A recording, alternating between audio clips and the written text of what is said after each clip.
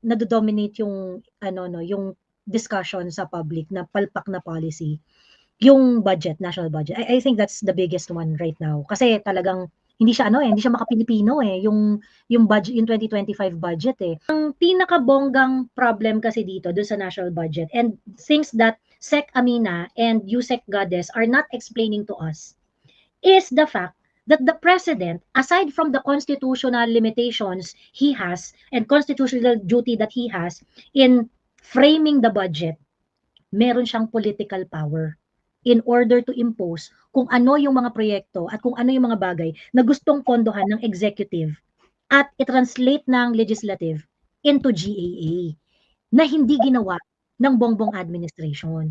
So wala nang magagawa yung pagpupuyat ninyo ng holiday season kung hindi nyo tinrabaho at binraso yan during the deliberation. Kasi kaya nyo gawin yan eh. You can prudently exercise your political power, your political influence during the deliberation of budget. Like for example, kanya-kanya na silang pasok ng mga kaputahan nila doon sa budget ng mga panahon na yun. Dini-deliberate pa lang yan. Dapat may tagabantay ka na dyan. And this person is the one who's going to watch the movement of the Congress when it comes to ano ba yung kinakatay yung part ng budget dito. At that point, nagsisimula ka ng mag-ano dyan eh. Nagsisimula ka na dyan makipag tug of war eh. Na parang, ay, ipapasok mo isang Katerbang flood project? Ano yan? Saan yan? Hindi namin pinropose yan O pag pinasok nyo yan, i-veto lang yan ng Pangulo. Doon pa lang, meron ka ng tug of war dyan. You cannot just, ang problem kasi dito sa gobyerno ni BBM, dinadala niya tayo sa, hindi kasi sa batas kasi ito lang yung pwede natin gawin. You use the law as an excuse. Imbis na gamitin mo yung batas para i-empower yung sarili mo. You use laws in order to justify your katamaran. And I'm so sorry kay Sec Amina at kay Yusek Goddess Kasi pinagdidiinan nila, ito na kasi talaga yung constitutional limitation ng Pangulo. Pag enrolled bill na yun, ito na lang ang pwede namin gawin ganyan. But you can do so much. Nung pinasa nyo pa lang yung NEP, you can actually do so much. At hindi nyo ginawa. Tinulugan ninyo yung mga kapangyarihan ninyo na maaaring mag-balance ng budget. So nung wala na kayong choice, at limitado na lang yung pwede ninyong gawin according to the Constitution, yung constitutional duties ninyo na mag-veto-veto na lang yung pwede ninyong gawin, ginawa nyong excuse. 'Di ba? Kung nakipag-tug of war ka na nung dinideliberate pa lang yan, like, hoy, ano yung pinapasok nyo na yan? Hindi namin inano yan. Hindi namin pinropose yan. Ano yung akap na yan? Wala kaming ano dyan. If you're going to put that in the budget, mag-veto lang yan. Dapat doon pa lang, exercise na nung president yung kanyang political power. You know, the exercise of political power, hindi naman yan illegal eh. Hindi naman yan interference eh. Because you are telling the Congress na pagdating sa akin yan, exercise ko yung limitations, yung power na vested sa akin by the Constitution. So, ayusin nyo yan.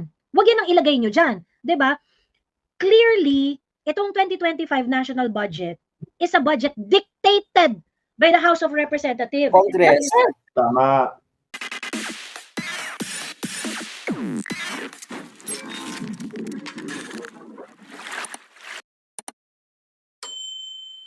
Yes, Kuya. Example na lang.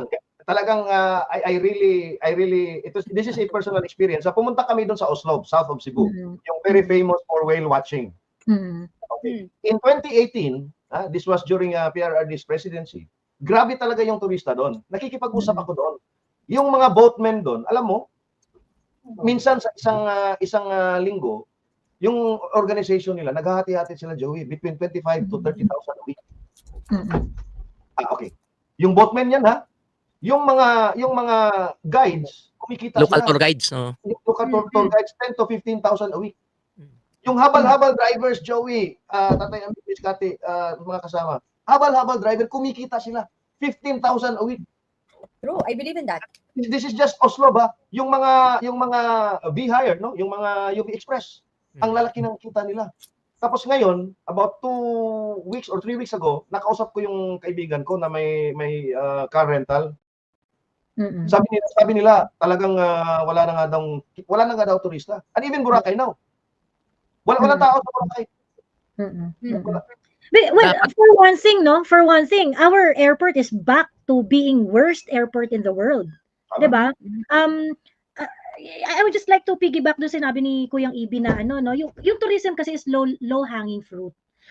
Si BBM nung bago siya nung 2022, tama yung sinasabi niya na kailangan tutukan ng tourism kasi ito yung easy ito yung industry that can provide job easily to a lot of Filipinos. Lalo yung sa mga malalayong lugar, yung mga tourist area, ganyan-ganyan. It can really it can really run the economy at wala kang masyadong puhunan dito. All you need to do is to make your town or your area a tourist friendly destination. So marketing pa ganyan. Kumbaga parang yan yung kayang-kayang trabahuhin, hindi mo kailangan ng malalaking investment or whatnot para to make it work. Ganon. Kahit pa sabihin mo may mga challenges, medyo mahirap pumunta doon because of the travel, ganyan. You can make it part of the you can make it part of the journey. Ganon. Hindi kailangan ng gobyerno mga pital ng malaki.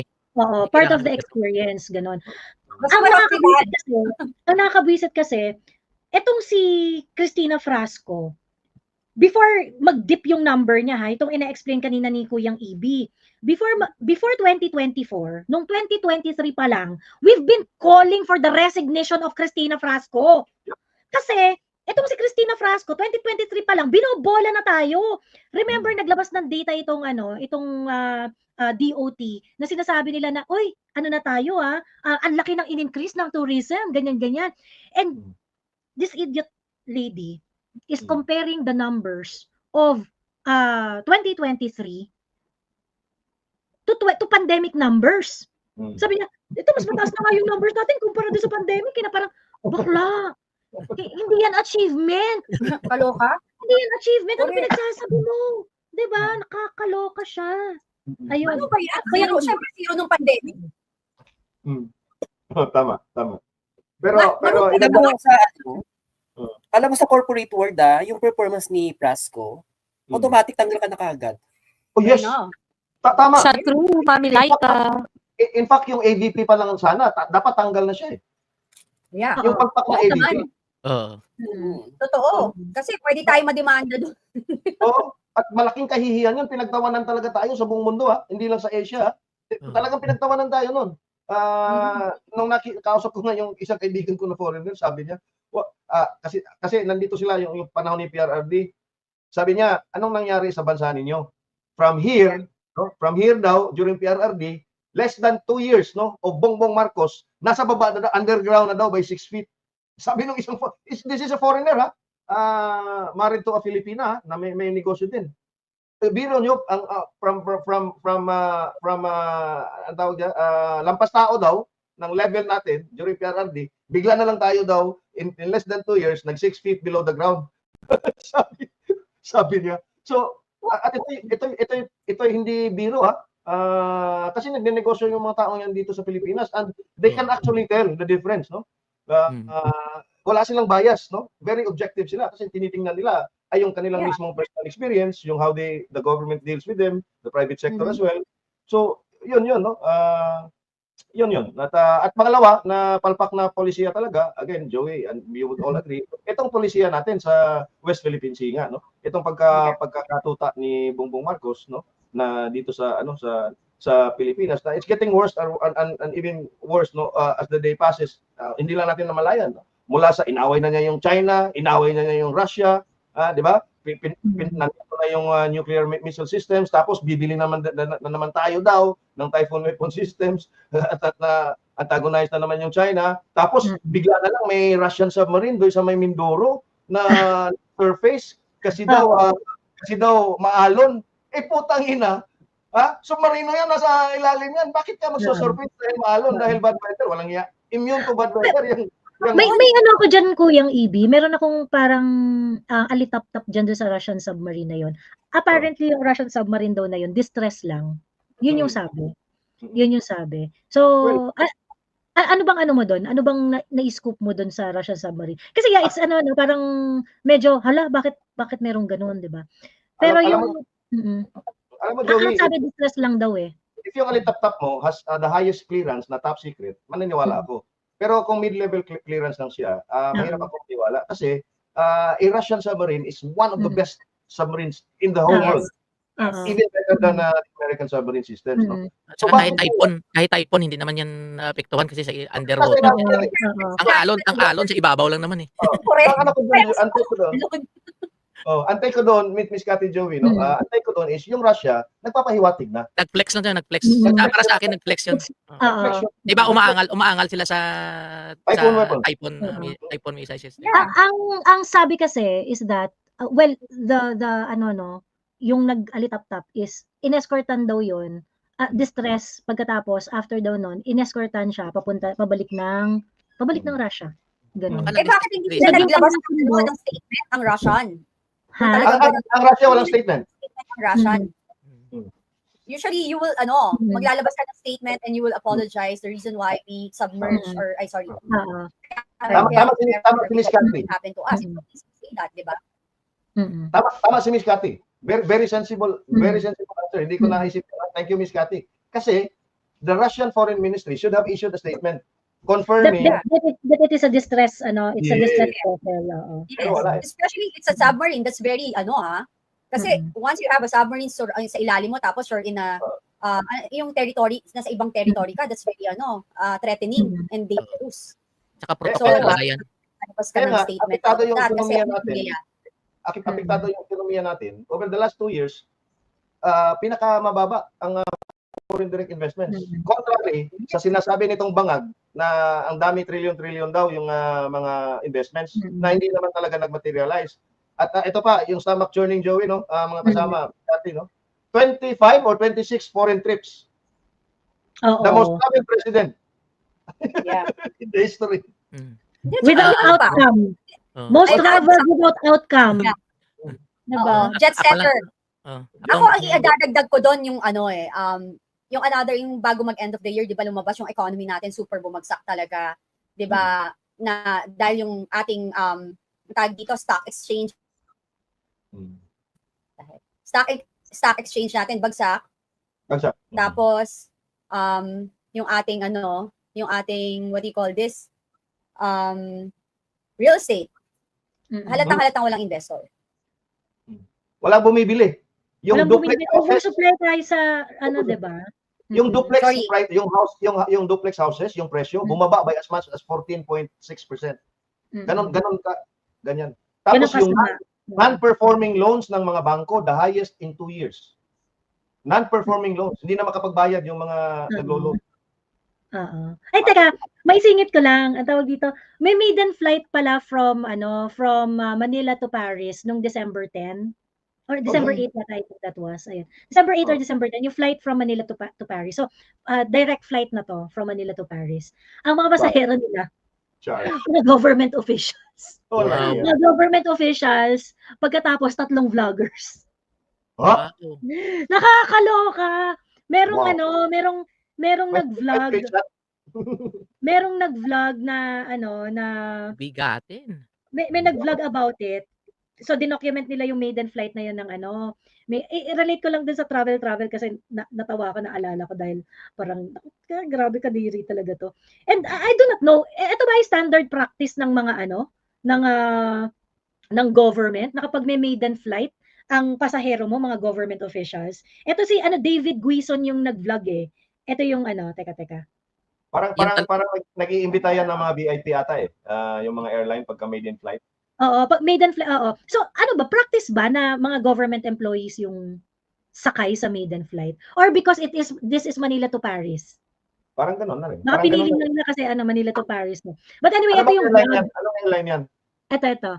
Air France? Air France. Anong aeroplano? Boeing? I do not know kung anong aeroplano yung gamit. Boeing yan kasi long haul eh. Long haul, no? Should be Boeing yan. Boeing, yeah. 777 ata siguro. Pero ito yung vlog niya. Teka lang sorry. Pero Tayamik, it's Air France, Europe. Actually, mga kasama natin sa flight ay, ayan nakalagay, the maiden flight will carry one of the largest high-level Philippine delegation to France in recent years, including representatives from the Department of Tourism, Department of Transportation, National Economic and Development Authority, and Department of Science and Technology. Wow. At may kasama pa tayo, delegation from the Philippine Coast Guard. Ang cool. At may 3 influencer na magmamorning lang. Yun ay ayan. So, yun, NEDA, DOST, DOTR, Department of Tourism, Coast Guard, at saka 3 vloggers. Yung laman ng maiden flight.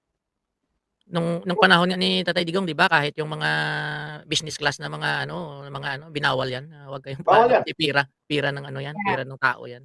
Or Oh, either, sige. if you want to do that, bayaran mo on your own pocket, with your own Oo. pocket. Diba, pera mo. Yan, okay. Ako i-share ko bago, Clear no? junket. Yeah. Agree ako kay Fernando Guerrero. It's a clear junket. Kasi Yeah.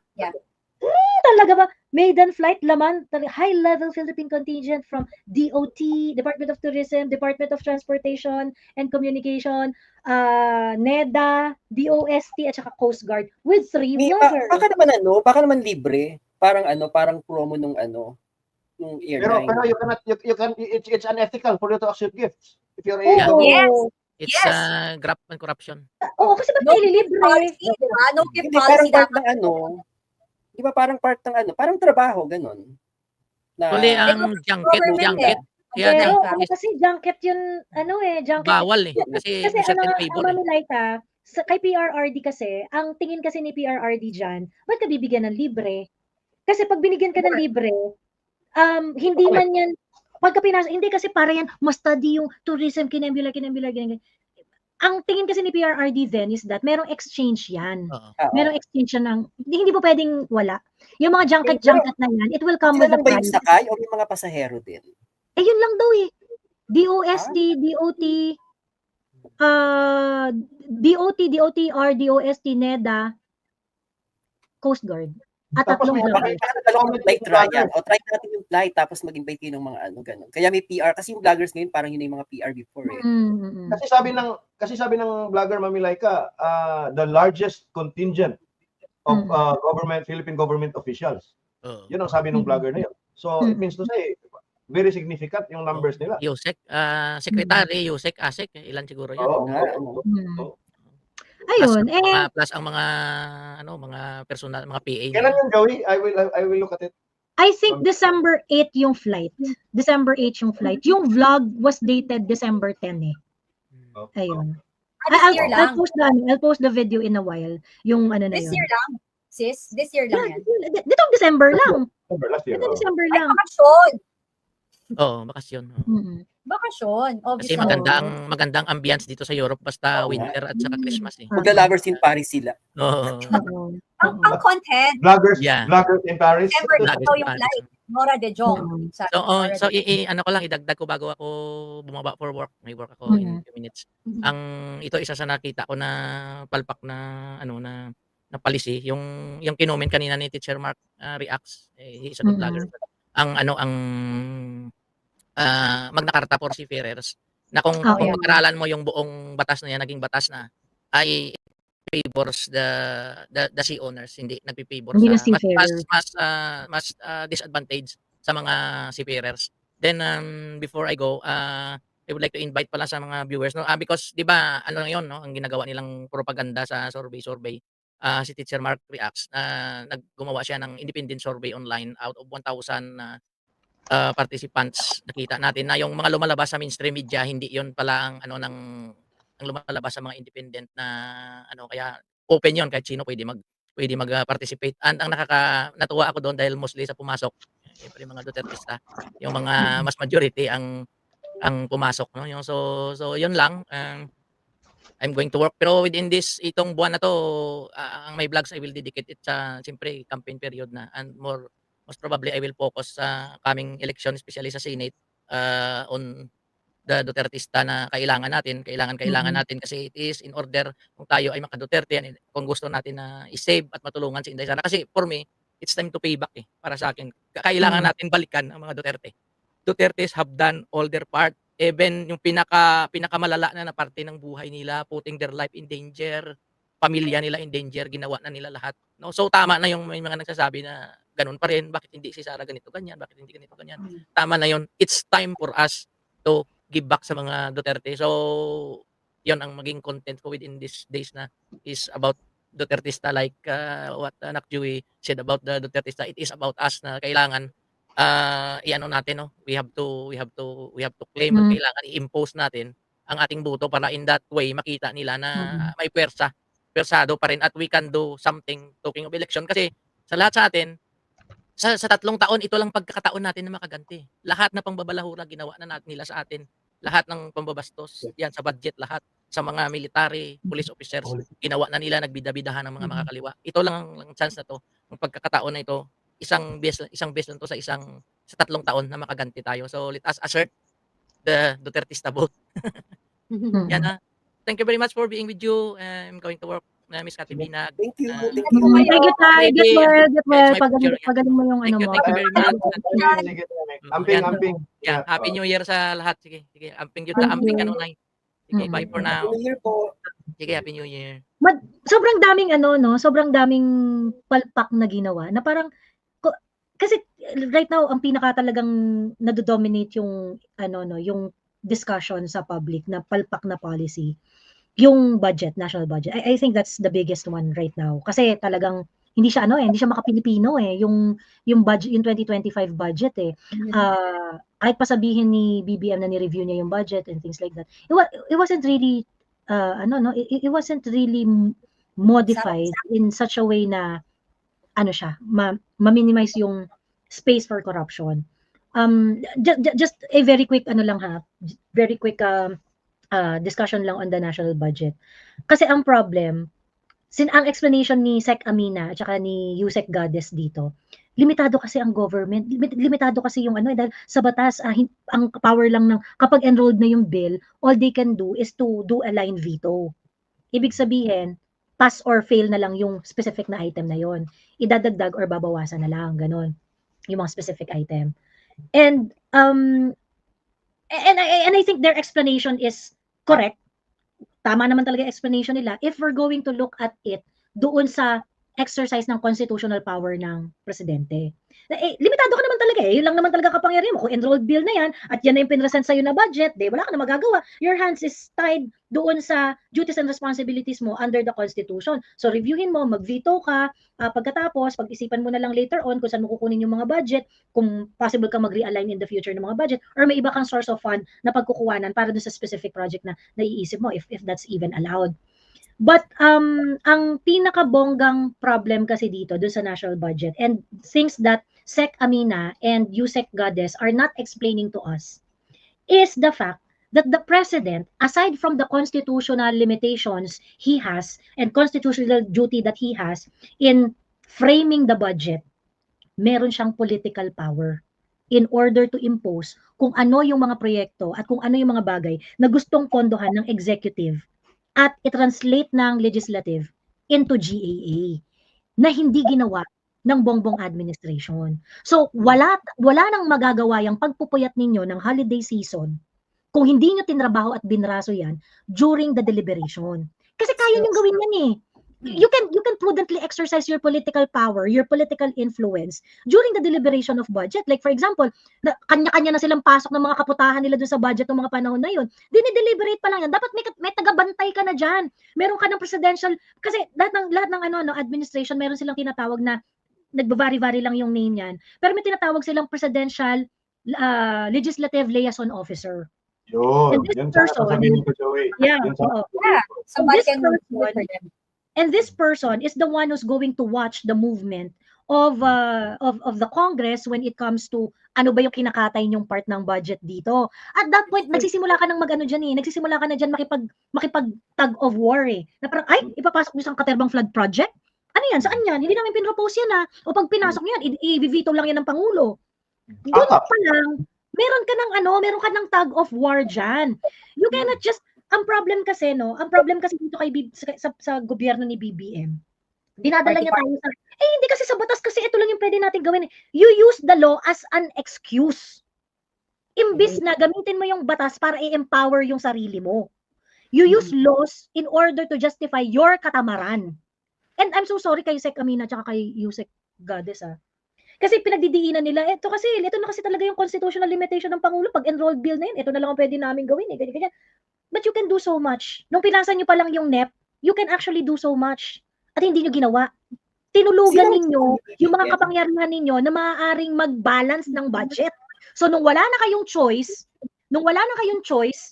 at limitado na lang yung pwede ninyong gawin according to the Constitution, yung constitutional duties ninyo na mag-veto-veto na lang yung pwede ninyong gawin, ginawa nyong excuse.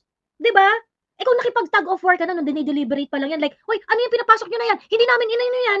Hindi namin pinropose yan. Ano yung akap na yan? Wala kaming ano dyan, wala kaming..." If you're going to put that in the budget, mavi-veto lang yan. Dapat doon pa lang, exercise na nung president yung kanyang political power. You know, the exercise of political power, hindi naman yan illegal eh. Hindi naman yan interference eh. Because you are telling the Congress na pagdating sa akin yan, exercise ko yung limitations, yung power na vested sa akin by the Constitution. So, ayusin nyo yan. Huwag yan ang ilagay nyo dyan. 'Di ba? Clearly, itong 2025 national budget is a budget dictated by the House of Representatives. Congress. Tama. Nothing Kasi nga, else. Joey, Sino kayang layason ng executive diyan papunta kay Congress? Ito yung North Star ng presidente. Ito yung mga gusto niyang mangyari. Ito yung mga dapat budgetan ninyo sa kabusisiin ninyo. Actually, may nagbabantay kada branch. Mother, marami sila. Actually, marami yung team na yan. Kaya nga nakakapagtaka na, di ba, Joey, alam mo yan, nag-work ka rin sa ano eh. Marami sila, ano yan eh, may designated job yan sila, lalo ang presidente. So, imposible talaga yung nangyayari now, di ba? Kaya, yung kino-comment nga ni Joey is tama eh. Kasi I've seen it. Nakita ko rin, even sa Congress, senators, ganun. Meron yan. Yeah, kasi nga pala, nag-work nga pala si, sa Congress. Yeah. Alam mo, si Miss Cathy naman was chief of staff ni di ba? Ang ex niya eh. So alam niya yan, no? Yung meron talagang nagli-liaise in order to, and it's really more of harmonizing yung intention ng executive at saka yung appreciation ng legislative, so that yung makakraft na batas would be a convergence of the intention of the legislature and the executive. Kasi kailangan magtugma yan. Kasi pag hindi yan nagtugma, later on may inimpose yung legislature dyan na hindi naman talaga gusto ng executive. At the end of the day, paano yan i-implement ng executive kung hindi sila nagkaintindihan? Diba? Mother Laika, meron yan silang ang presidente, meron talaga yung devil's advocate. Hindi pwedeng lahat maganda nakikinig. Ganun yun, meron talagang nagsasabi. Ewan ko. Parang kasi magsilipin, tapos binigay sa kanya yung budget, tapos sinabi niya, ito ayok. Parang, ano yan? Dapat start pa lang ng budget season. Sinasabi na ng executive yung mga gusto niyang mangyari para i-consider ng legislative. And then kapag okay na, saka ibabatuli kay presidente sa executive, and then titignan niya, ito align to sa mga gusto kong mangyari. Ito. Kaya dumating sila, sila sa ganun na wala nang magawa. Pero kasi dapat from the start, budget preparation pa lang, inform ng presidente, yung executive, yung mga tauhan niya. Kasi nga, number one, this is a president's budget. The GAA is actually a president's budget. Kasi sila ang nag-i-implement niyan eh. Hindi yung legislative, no? Kung meron man silang mga kailangang baguhin dyan, it should be in accordance with the purpose of that budget, no? Again, protecting the financial and fiscal capability of the nation. Yun ang trabaho ng legislative dyan. Pangalawa, after the SONA, mandated yan sila, yung DBCC, to submit the NAP, the budget, 30 days after the SONA. Kasi doon kinukuha ng DBCC from the SONA yung agenda nila para sa budget na yan. Therefore, from August, September, hanggang sa pinakadulo ng bicameral conference budget season, nag-uusap yan sila. Pero yung mga I have to be very unapologetic, no?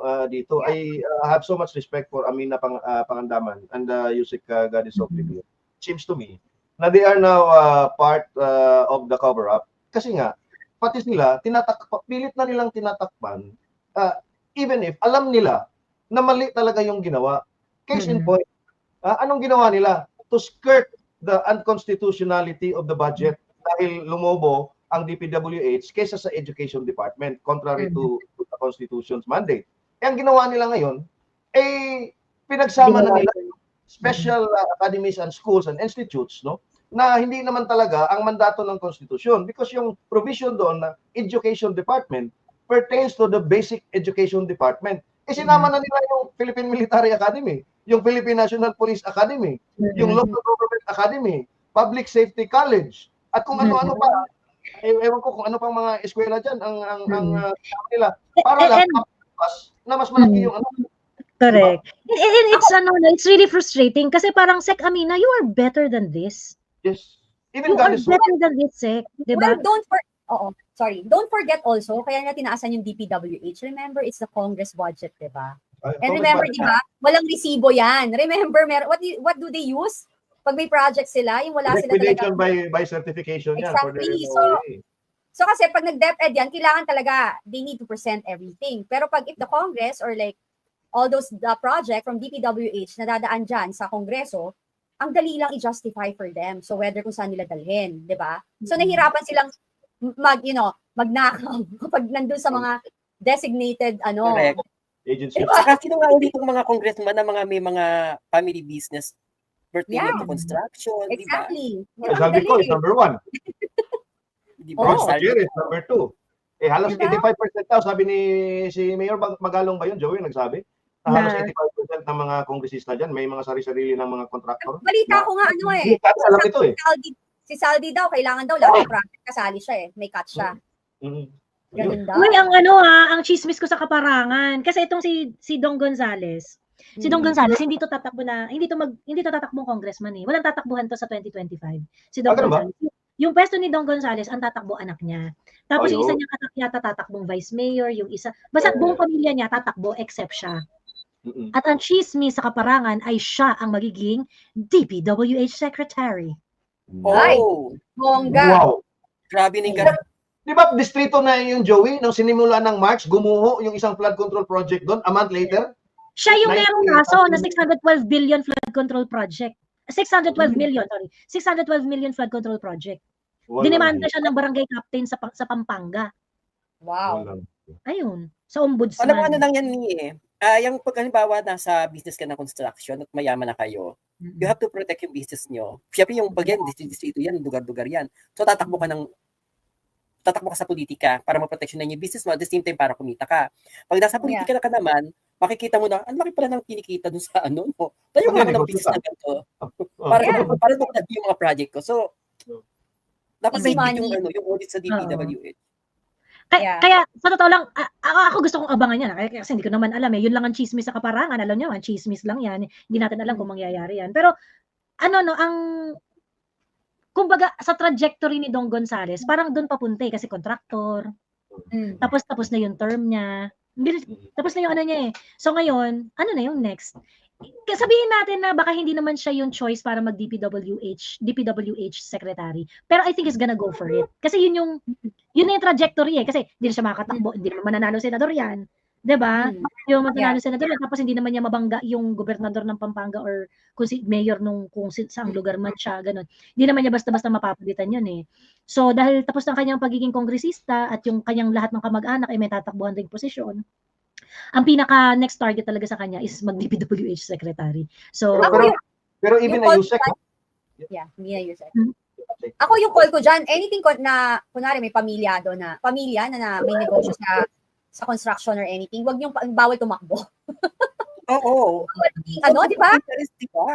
Exactly, common sense. Wag na bawalin, baguhin natin ang batas kahit yung the way they liquidate the funds that given to them by DPWH. Baguhin dapat 'yan. If there's one congressman na gagawa ng batas at meron din babangga may makasanggay na senator na gagawa it together, bilib ako dun sa mga yun. Yun ang botohin mo. Diba? Kasi yun talaga makikita nyo na it's for the people na talagang ang mamayang Pilipino ang priority at hindi magnanakaw sa kaban ng bayan. For them to be able to file ng batas na gano'n. Na okay, we want everything to be transparent and honest. Diba? So yun yun. Pero guys, before noon yung Villar nagkaroon din ng ganyang chismis na parang controversial kasi parang yung mga nung nasa gobyerno sila yata yung mga daan na ginagawa malapit papunta doon sa mga subdivision nila pero so nagbahal yung value ng mga subdivision. Mamilayka. Naman may ginawa naman talaga at napakinabangan naman. Yeah. Yung C5 was connected to the Villar. Yung C5 connector ata yun project. Pero daang hari pa yun kung ano man. Daang hari ganun din. Pero ito this really concerns me Miss Laika, Kathy B and Joey I hope SAS can discuss this next year Kasi wala pa tong implementing rules and regulations Dalawang batas to na I think si Senator Tolentino ang nagpasa nito kasi magkasunod yung bilang nito Yung RA number 12064 yung tinatawag na the Philippine Maritime Zones Act.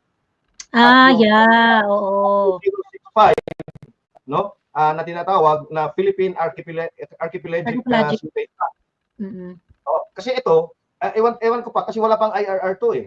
Kasi ito talaga, this will again raise tensions dun sa West Philippine Sea. Kasi parang inadapt na nito yung UNCLOS. Ibig sabihin yan, pagka inadapt mo at ginawa mo yung domestic law, yung mga lahat ng claimant states doon na nandoon, talagang they are already in violation of the domestic law of the Philippines. Diba? Hindi nakalagay ba doon na gano'n? Nakalagay ba doon sa law na wala ba siyang reservation on the claims? Hindi ko pa nabasa, Joey, no? So I hope to... Baka naman nakalagay. Kasi parang, I don't think they're going to be that careless. Pero ang nakalagay dito is adopting the UNCLOS. Pero I mean, doon sa claims natin, was there a provision or a reservation doon sa mga claims? Hindi ko pa rin nabasa yun, no?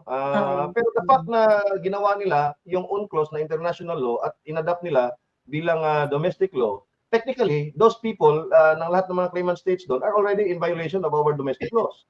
Diba? So they are now subject to the collective powers. Unless they make a reservation.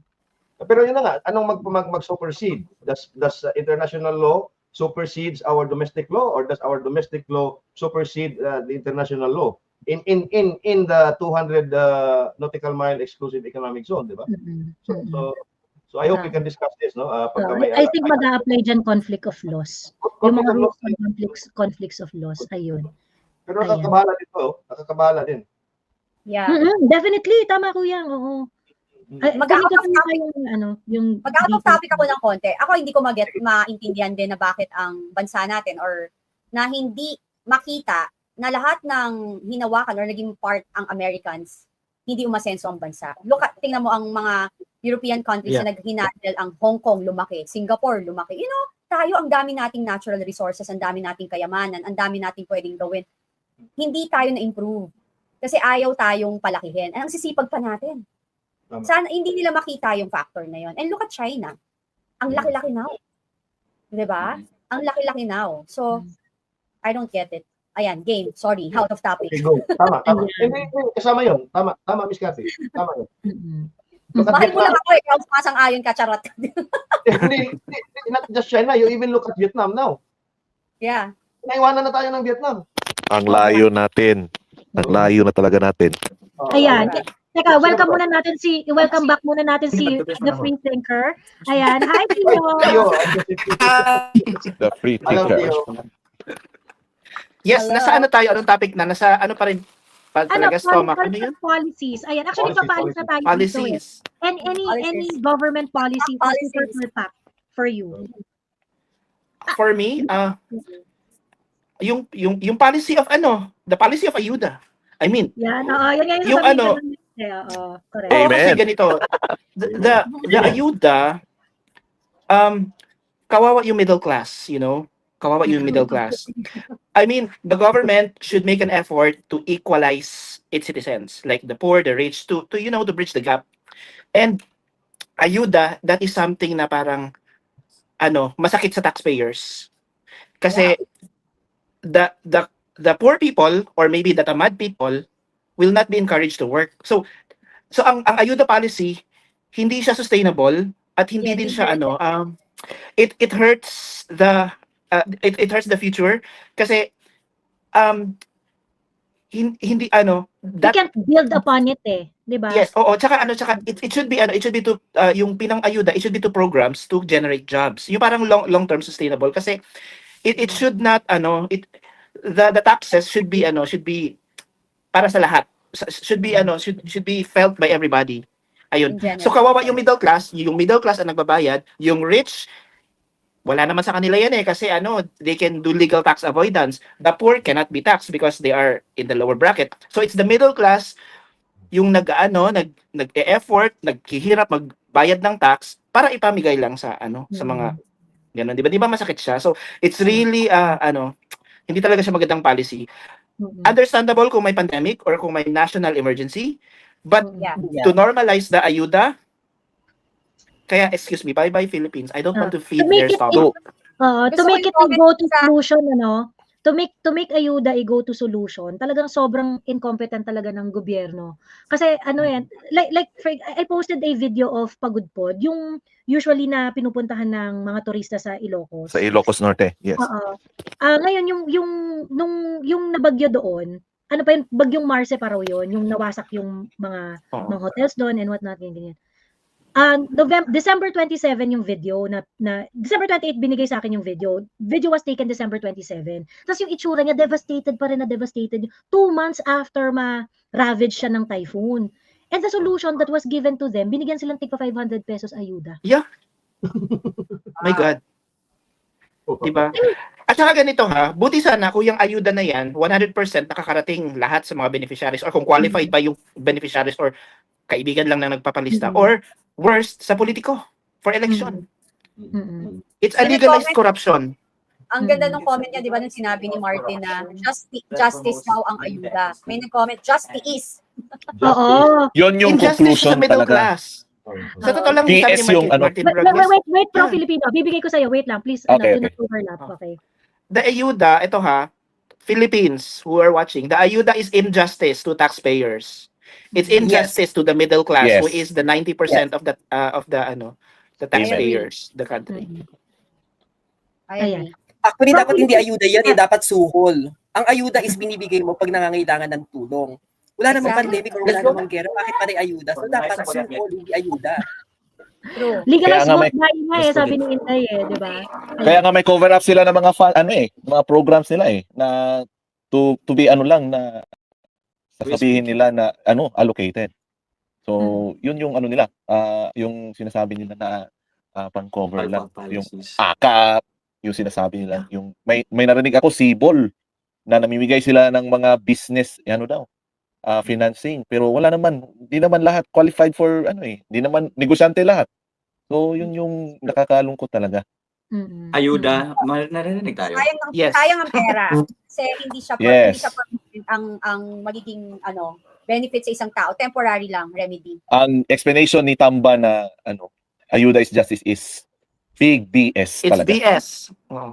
Okay, Tio. No, when we talk about justice, we talk about how we give people the things that they deserve. So one of those things, for example, is employment. Now, when we enable them to be employed to work, for them to make a living, then that's giving them justice. Because on top of what we give them, we also hone their skills, di ba? That's why important yung job, income generating projects and programs for the Filipino people. Now, I really consider the ayuda as a form of modern mendicancy, di ba?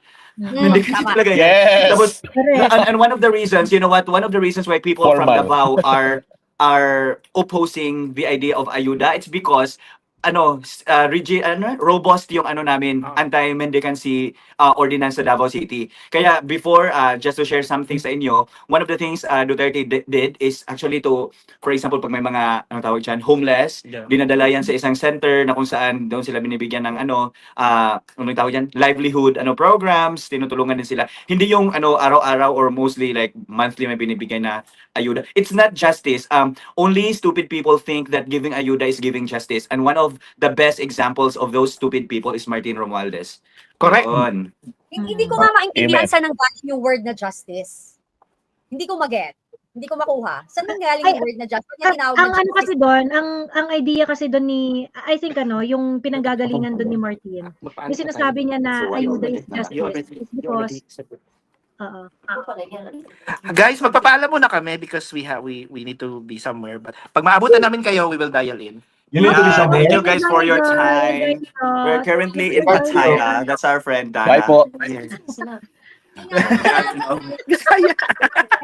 Hindi, political kasi itong friend namin. Ayaw natin siyang mabash or madamay. Punta kayo rin sa Patpong, no? I don't know that. Yeah. Bawal yan. Kasi alam mo na, ginawan pa ako ng issue, di ba? Napumunta na ako na white party. Halata nga, pwede sa ano? Black party, charot. yung nambabash sa atin, ang pangit-pangit nun, mukha yung utot. Bakit kayo mga bashers natin mga Well, pangit? paano pala It's yung either utot? it's either they are Ay, grabe, it's either they are discriminating. pangit or dukha. So pili na lang, it's either pangit sila or dukha. Tapos I or feel like both. I feel like they are projecting everything dahil 'di ba sila yung mga binabayaran, so they project sa atin na tayo yung bayad and everything. Sabi ko talaga nilapagan ha, ang hirap talaga. I already showed them na my proof ano yung I already showed them pieces of evidence about my job. Sinabi ko pa sa kanila I have 3 jobs and everything, pero they insist on telling the Filipino people ba na bayaran daw ako daw si Mary Grace Piatos. Wow, kung ako si Mary Grace Piatos, ano ang travel ko siguro na sa ano na ako. Magkano lang ba yung binayad kay Mary Grace Piatos? Parang 30,000? Oh, ako daw si Mary Grace Piatos, yun pinoproject nila kasi pag pumupunta sila sa ano, akala talaga nila wala kami mga intel info about them ba na pag pumupunta sila doon, cash yung binibigay, ganyan. Tapos alam ko pa may mga pictures pa ako kung sino yung namimigay. Kaya kayo mga bashers ko, wala tayong pakialam sa inyo. Continue lang 2025 para more engagement, more income. Bye-bye guys. Bye sila. True. Ayan. Thank you rin. Ayan. Ayun. Anyway, you have something to say, Ate Cathy, about ayuda? Ayun, yun nga, di ba I asked you a while ago that why is Martin saying it's justice? Hindi, anong point? Di ba abogado pa naman siya, ginamit siya yung word na justice. It's not justifiable kasi una, you're parang ginagawa mong tamad yung mga tao. Tapos tama nga, di ba lumalabas nga, legalize vote buying. Di ba? Kasi parang, di ba, ikaw nga, a while ago, sinasabi mo yung sumisigaw na, ano yun? 5,000 pesos. Nagme-mental gymnastics kasi si Game Tam dun sa justice, yung ayuda is justice. Kasi kumbaga parang yung nakaangkla yon dun sa idea na bibigyan natin ng access sa resources ang mga tao, lahat, ganyan-ganyan. Bibigyan natin sila ng share dun sa resources ng gobyerno. So kumbaga parang you know, the shallow interpretation of getting your share getting your share from the pie, ganon. Yun yung parang shallow niya ng justice. But of course, justice in our society, of course, meron tayong iba't ibang starting point starting point kasi ang society naman natin is composed of the poor, middle class, upper middle class at saka yung mga rich. Ayan. When you talk about justice, nakagaya dun sa society na meron tayo, hindi mo naman yan mai-equalize ng bonggang-bongga kasi iba-iba nga yung starting point. Yeah. If you want to promote justice, I think it's better to focus on providing opportunities. Yeah. Kapag kunwari, yung mga poor at yung mga rich would have similar opportunities, kahit pa sabihin natin hindi equal, no? At least similar opportunities. For example, the poor can actually study and graduate with a degree para or enhance their skill. In the same manner na yung mga mayayaman, kaya rin nilang gawin yon. At least kahit paano, pag dinala mo to sa buhay itong dalawang mayaman at mahirap na to, meron silang fighting chance sa buhay. How they can achieve the life that they want. It is the opportunity that you have to provide sa lahat ng miyembro ng mga society mo regardless of their starting point.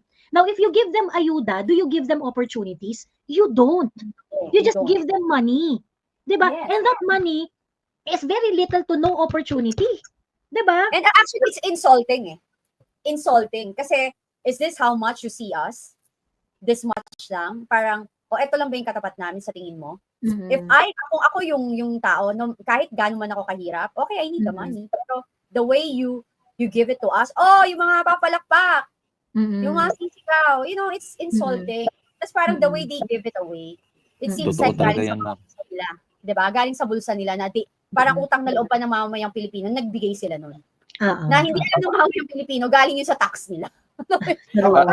Parang ginisa ka sa sarili mong mantika. Kasi nga, guess ko yung EB. Kasi nga, Joey, Miss Cathy, ang ibig siguro niyang sabihin doon is yung concept of social justice, yung even distribution of wealth, kumbaga, pero hindi ibig sabihin na namimigay ka, you are redistributing the national wealth, yung binibigyan mo, walang kaukulang counterpart na accountability. Yun ang diferensya ng ayuda ni Martin, na legalized vote buying. Kasi number 1, walang metrics, hindi nasusukat yung epekto. Number 2, walang klarong qualification kung sino ang qualified at bakit sila makakatanggap. At number 3, it is not proven. Yung ano nila. Number 1, tupad. Ang tupad sana is actually a bridge program, cash for work during COVID at after COVID. Magtatrabaho ka for a certain period dahil hindi ka pa makapaghanap ng trabaho, gobyerno muna ang magbibigay ng trabaho, 10 days, 15 days, hanggang sa makapaghanap ka na ng permanenteng trabaho. Anong ginawa nila ngayon? Magwawalis lang 2 oras, picture-picture, meron ka ng tupad. AX, assistance to individuals in crisis situation. Ganon din sa COVID din yan, no? Wala nang COVID, di ba? Ngayon naman ang AKAP, kasi ang sabi nila, yung minimum wage earners, mga near poor, to help them address the effects of inflation on the rising prices of commodities. Pero wala ngang metric. Pero yung totoo talaga na total wealth distribution and economic opportunities na sinasabi mo, Joey, ay tinapyasan nila ng 50 billion. Ano yun? Yung 4Ps.